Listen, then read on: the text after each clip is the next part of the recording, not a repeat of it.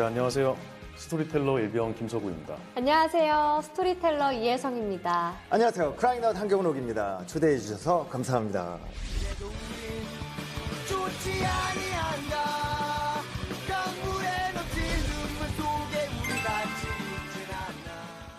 네, 안녕하세요. 하이키 예리입니다.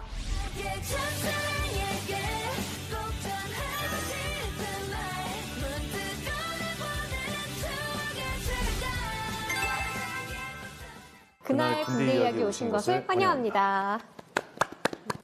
1910년 8월 29일 일제 식민지가 됩니다. 나라가 망하자 신민회는 해외 무관학교 설립을 계획해왔어요. 이 절체절명의 상황을 해결한 사람이 바로 이회영. 저와 함께 만주로 가십시다. 재산을 정리해서 마련한 돈은 2,500억 원. 어머, 진짜요? 그래서 이들은 종이를 파는 허름한 장사꾼으로 위장을 합니다. 대체 이 수상한 종이 장수는 누구이고 이 일이 시작된 그날로 시간을 되돌려 보겠습니다.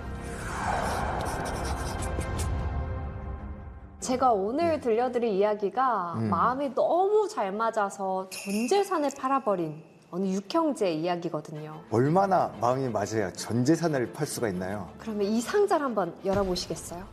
이게 뭐지? 이게 뭐야 뭐죠? 이거? 종이 뭉치인데요? 이거 이 종이 뭉치는 그 육형제 중 한 명이 1910년 국경을 넘어 만주를 갈 때 팔기 위해서 가져간 종입니다. 장사하는 분이시구나. 이분은 당시 황제였던 고종도 거리낌 없이 찾아가고 중국의 최고 실세도 만날 수 있는 명문가 사람이었어요. 그리고 무엇보다 어마어마한 부자였죠. 근데 그렇게 대단하신 분이 왜 종이 장사를 하실까요? 더 수상한 건 가지고 간 종이는 팔지도 않고 땅만 보러 다닌 거예요. 그럼 종이 장사가 아니라 땅 장사 하시는 분이셨을까요? 아닙니다. 바로 학교를 짓기 위해서예요. 종이 한번 주시겠어요?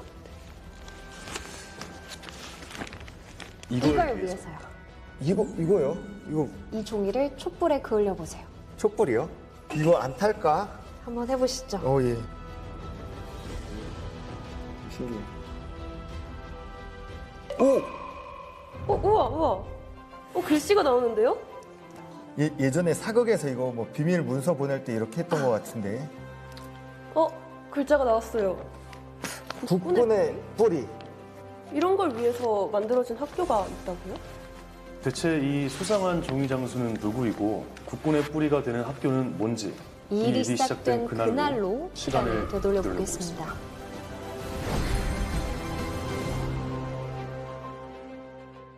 (1910년 8월 29일) 그날 대한제국 황제의 통치권을 일본 황제에게 완전히 넘기는 한일 강제 병합이 발표되고 대한제국은 일제 식민지가 됩니다. 경술국치. 맞습니다. 나라가 망하자 몇몇 인물들이 국경을 넘어 만주로 향하는데요. 이들이 누구냐? 바로 독립운동 비밀결사단인 신민회 간부들입니다. 도산 안창호와 김구 선생님도 신민회라고 알고 있어요. 잘 알고 계시네요. 그리고 아까 얘기한 그 수상한 종이 장수도 신민회 핵심 인물인데요. 그의 이름은 우당 이회영. 이회영? 죄송하지만 잘 기억이 안 나네요. 괜찮습니다. 신민회는 군대를 만들어야겠다는 일념으로 해외 무관학교 설립을 계획해왔어요. 그리고 1910년 결국 한일 강제 병합이 일어나자 그 계획을 실행에 옮기기로 하죠. 땅 보러 갔다는 게 이거구나. 맞습니다. 그런데 관건은 일본 수비대의 눈을 피해서 국경을 넘는 일이었어요. 당시 이주민들에 대한 감시가 삼엄했거든요. 그래서 이들은 종이를 파는 허름한 장사꾼으로 위장을 합니다. 그래서 무사히 국경을 넘었나요? 네. 국경을 무사히 넘은 이회영 일행이 몇 달을 발품 팔아 선택한 곳은 만주 서간도, 지금의 중국 길림성 유하현입니다. 왜 하필 이곳이었을까요? 여기는 길이 험하고 교통이 불편해서 외부인이 쉽게 접근하기 어려운 곳이었거든요. 이런 일을 주도한 이회영, 어떤 인물인지 궁금하시죠? 네. 이회영의 가문은 그야말로 조선 최고 중에 최고 명문가였습니다. 그는 임진왜란 당시 큰 공을 세운 백사 이항복 선생의 10대 손인데요. 이항복 선생은 병조 판서를 여러 번 지내고 그 이후로 대대로 정승, 판서, 대제학 같은 최고의 관직을 배출해내죠. 어마어마하네요. 근데 어마어마한 건 또 있었어요. 명동 일대 2만 6천여 평 땅이 이회영 집안의 소유였고 특히 둘째 이서경은 경기도 양주에서 서울 동대문까지 그의 땅을 밟지 않고는 못 온다는 말이 있을 정도로 거부였죠. 와, 완전 금수저. 아니, 다이아몬드 수저네요. 이렇게 남부러울 것 없는 집안의 6형제 중 넷째인 이회영은 형제 중 유독 리더십이 뛰어나고 실행력 좋은 그런 인물이었어요. 만주에 터를 정하고 돌아온 그는 형제들을 한자리에 불러 모으는데요. 이때 무슨 말을 했을까요? 내가 없어도 우리 집안 잘 이끌어달라. 나 멀리 갈 거니까 이제 찾지 마라. 뭐 그런 내용이지 않았을까요? 그동안 나라 덕에 대대로 잘 살았으니 재산을 모두 정리해서 무관학교를 만들려 합니다. 형님들, 아우님들, 저와 함께 만주로 가십시다. 이때 이회영 나이가 44, 첫째인 이건영이 58, 그리고 막내인 이호영이 36이었어요. 나이가 다들 적진 않으셨는데 형제들의 대답은요? 뭐 반대하는 사람도 있었을 것 같은데. 한 명. 한 명! 도 없었습니다. 어머, 진짜요? 만장일치로 다 함께 만주로 가기로 해요. 여기서 질문 하나 드릴게요. 이런 상황에서 예엘 씨라면 이 모든 걸 내려놓고 떠나실 수 있으시겠습니까? 아, 근데 그래도 저희 아빠가 또 군인이시잖아요. 그래서 어릴 때부터 그 군인 정신을 배우면서 자랐거든요. 이 상황이었으면 제가 또 팔 벗고 나서지 않았을까요? 조국을 위해서라면 어디든 갈 수 있습니다. 와, 정말 든든합니다. 경록 씨의 마음처럼 망명이 결정되자 형제들은 각자 가진 재산을 처분하기 시작합니다. 출발까지는 한 달도 채 남지 않은 시간이었죠. 한 달 안에 그 많은 걸 어떻게 처분했대요? 일단 산다는 사람이 있으면 가격을 생각하지 않고 무조건 팔았어요. 그렇게 한 달 동안 수많은 재산을 정리해서 마련한 돈은 당시 돈으로 40만 원. 40만 원. 지금 물가로 환산하면 쌀값 기준으로 약 800억, 소값으로 하면 약 2,500억 원. 제가 못 받고 팔아도 그 정도면 진짜 부자셨구나. 1910년 12월 말 아들, 며느리, 집안 식솔들까지 40명 넘는 이회영 일가는 언제 돌아올지 알 수 없는 망명길에 오릅니다. 정말 그렇게 힘든 여정 끝에 서간도에 도착한 이들은 중국인 추씨들이 모여 사는 마을 추가가에 짐을 풉니다. 그리고 이회영 일가의 망명을 전후로 신민회원들을 비롯해 석주 이상용, 백하 김대락 선생 등 혁신유림이라 불리던 경북 안동의 지식인들도 모든 재산을 처분해 대거 합류하게 됩니다.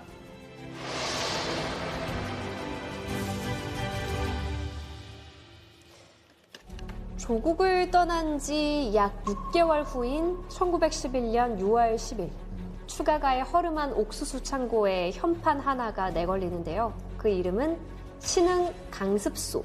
군대를 양성한다고 하지 않았나요? 당시 추가가에 살던 중국인들은 우르르 몰려온 한국인들을 일제 앞잡이라고 의심했어요. 그래서 집도 안 빌려주고 땅도 안 팔려고 했죠.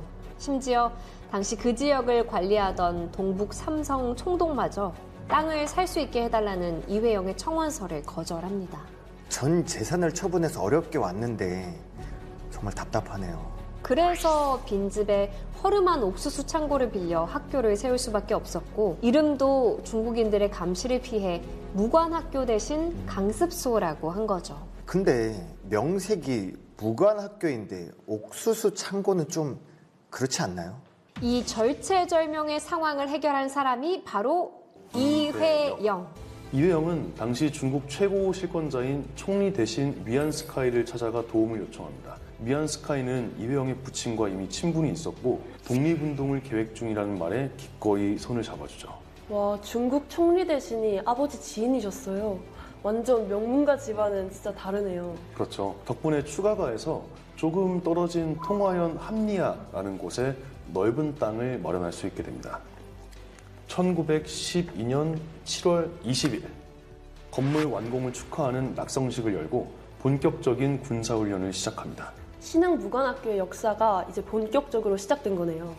사실 이때도 학교 이름에 무관이라는 글자를 올리지 못했어요.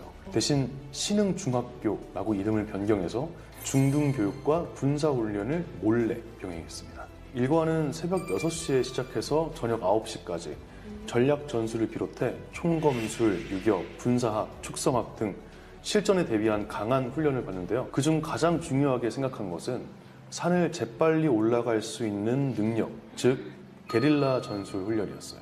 지금의 군대랑 크게 다르지 않네요. 그래서 국군의 뿌리라고 한 거였구나. 네. 근데 문제가 생겼습니다. 왜요? 무슨 문제? 여기서는 모든 것이 무료였거든요. 무상 지원하다 보니 그 많던 재정은 금방 바닥을 드러내게 된 거죠. 가장 힘들었던 건 생도들의 식사였어요. 창고에서 몇 년씩 묵은 좁쌀로 지은 밥과 또 반찬이라곤 콩기름에 절인 콩자반 딱 한 가지뿐이었죠. 그나마도 양이 부족해서 두세 숟갈 뜨면 끝이었어요. 어떡해요. 아이고. 혹한의 추위 속에서 제대로 된 방한화조차 없었어요. 궁여지책으로 발에 풀을 덧대고 붕대를 감아 버텨야 했죠. 이렇게 해도 동상에 걸려 발톱이 빠지는 일이 허다했는데요. 자기 발톱이 빠지면 생도들이 어떻게 한 줄 아세요? 이쯤에서 그만둘까? 집에 가고 싶어서 그냥 울었을 것 같은데요. 빠진 발톱을 실에 묶어서 칠판에 걸어두고 우리가 이렇게 열심히 하고 있으니 꼭 나라를 되찾아서 같이 잘 살자 라고 하며 서로 의지를 더욱 불태웠다고 해요. 작은 거에도 불평했던 제 자신이 좀 부끄러워지네요. 이런 강인한 정신의 생도들을 길러내면서 신흥무관학교는 만주 항일 독립운동의 거점이자 독립군 양성의 요람으로 알려지죠. 그리고 1919년 3.1운동의 영향으로 신흥무관학교를 찾아오는 청년이 크게 늘어납니다. 함리아 지역의 시설만으로는 도저히 감당이 안 될 정도였죠. 나라가 어려울수록 애국의 불꽃이 더 뜨겁게 타올랐나 봐요. 네, 그래서 본교는 유하연 대두자로 옮기고 기존 두 곳은 분교로 운영하면서 학교의 규모를 점점 키워가게 됩니다.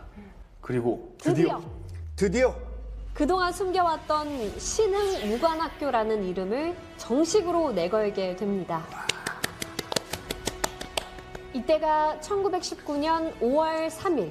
훗날 신흥무관학교의 개교일을 5월 3일로 정한 이유가 여기에 있습니다. 이렇게 길러진 약 3,500명의 신흥무관학교 출신들은 여러 군사 조직과 교육기관, 독립군 단체에서 활약하게 됩니다. 그러다 일본군의 압박이 거세지던 1920년, 드디어 일본군과 엄청난 전투를 벌이게 되는데요. 청산리 대첩? 네, 맞습니다. 우리 독립운동사에서 최대의 성과를 낸 전투로도 잘 알려져 있는데요. 청산리 대첩은 1920년 10월 21일부터 26일까지 만주, 관도, 청산리 일대에서 벌어진 10여 차례의 전투를 통틀어 부르는 이름이에요.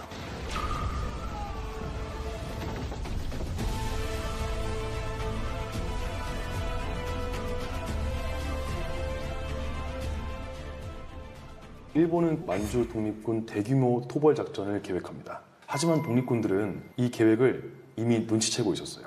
김좌진과 이범석이 지휘하는 북로군 정서군과 김훈, 강화린 등 북로군 정서 중경 간부로 편입된 신흥무관학교 출신들, 그리고 홍범도가 이끄는 대한독립군 등 이 연합해서 곧 일어날 전투에 대비를 합니다. 청산리 대첩의 주역들이군요. 맞습니다. 10월 21일 새벽 백운평에서 첫 전투가 일어났는데요. 독립군은 유리한 고지를 점령하고 매복한 뒤 일본군을 유인해 기습 사격을 퍼붓습니다. 당황한 일본군은 제대로 반격도 못한 채 200명이 넘는 전사자를 남기고 퇴각하게 되죠.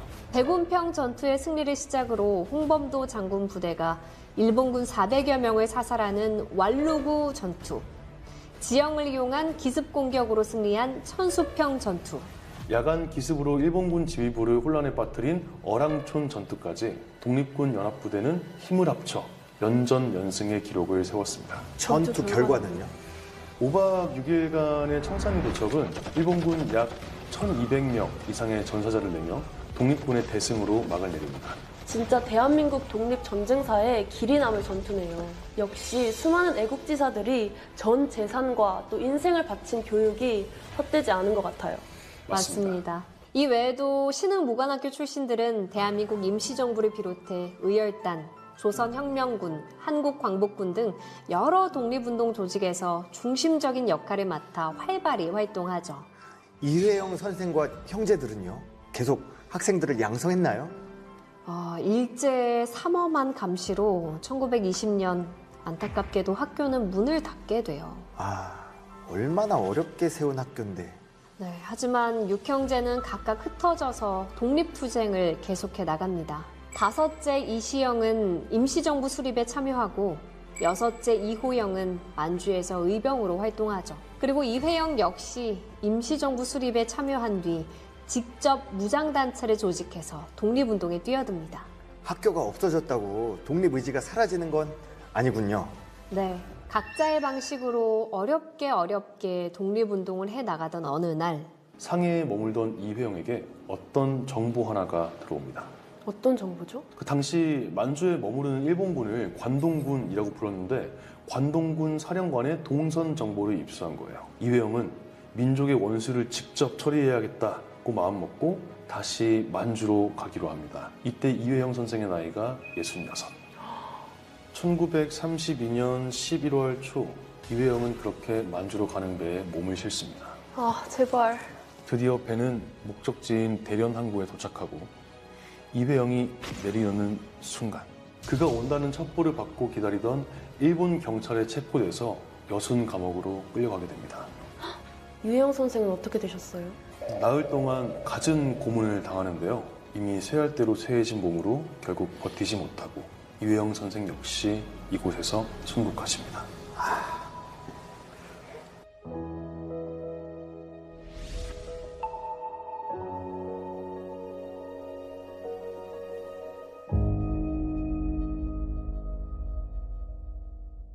(1945년 8월 15일) 수많은 독립투사의 노력과 희생 끝에 마침내 그토록 염원하던 광복을 맞습니다. 다른 형제들은요? 첫째 이건영은 상해에서 독립운동을 돕다가 1940년 병으로 사망합니다. 신흥무관학교 교장을 역임했던 셋째 이철영 역시 1925년에 병으로 사망하고 형제 중에 막내인 이호영은 북경에서 독립운동을 하던 중 1933년 이후로 소식이 끊겼는데 일본군의 습격으로 가족 전체가 몰살당한 것으로 추정돼요. 그리고 가장 부자였던 둘째 이석영 기억나시죠? 네. 이분은 상해 빈민가를 떠돌다가 1934년 굶어 죽습니다. 아사하신 거죠. 아, 너무 슬프네요. 육형제 중에서 살아서 광복을 맞은 사람은 단 한 사람뿐입니다.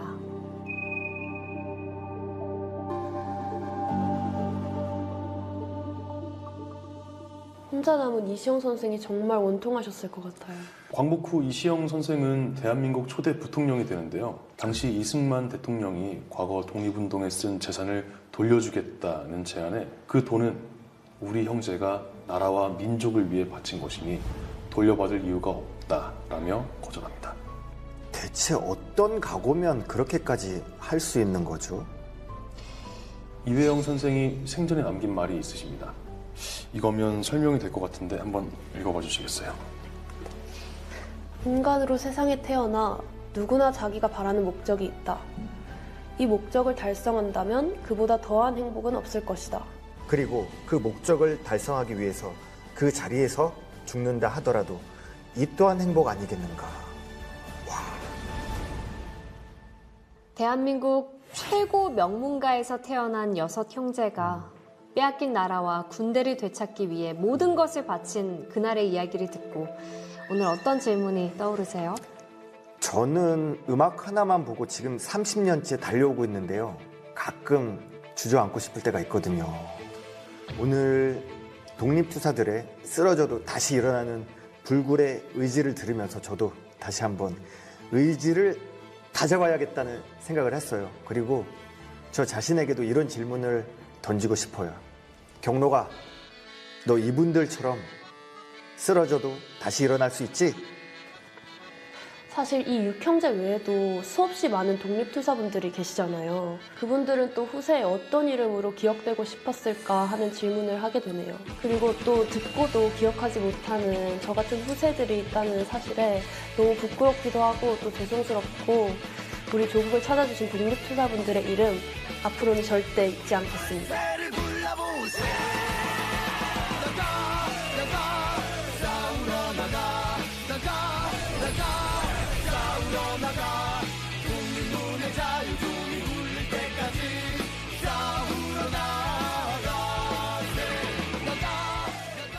(1951년 4월 22일) 중공군의 춘계 공세가 시작됐습니다. 130만 명이었답니다. 아우 세상에. 그래서 벤플리트 장군은 결단을 내리게 됩니다. 바로 벤플리트 포격입니다. 3일 동안 4만여 발입니다. 와, 4만 발. 중공군 약 8만 명을 전사하고 괴멸에 가까운 타격을 입었다고 합니다. 드디어 반격이 시작되는 건가요? 안타깝게도 장군의 북진 계획은 좌절됩니다. 대체 왜요?